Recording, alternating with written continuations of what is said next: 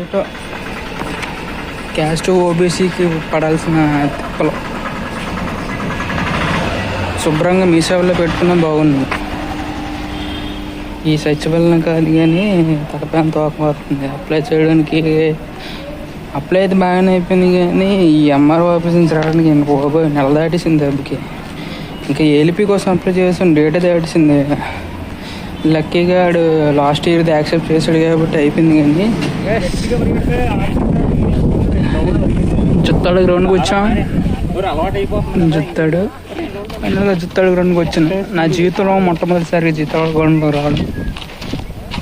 వాకింగ్కి ఆ ఎడ్జ్ నుంచి ఇదంతా పెద్ద గ్రౌండ్.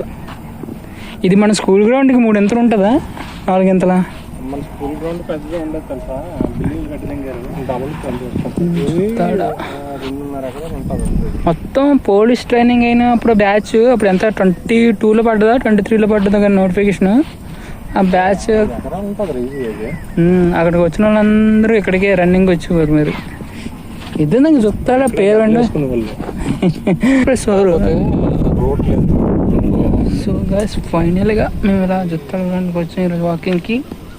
ఇది గ్రౌండ్ చుట్టూ 4 రౌండ్లు వేసాం. 4 వేసి ఉంటామా లేదా 2, 2.5 అనుకోండి. 3 వేసాం. అప్పటికే 5 కిలోమీటర్లు అప్పటికే 5 కిలోమీటర్లు నడిస్తాం. 5 కిలోమీటర్లు ఎన్ని ఒక 6,000 అడుగులు పడి ఉంటాయా? 6,000 ఫుట్ స్టెప్స్ ఫీట్స్ అనేది వచ్చేస్తున్నాయి ప్రతిసారి.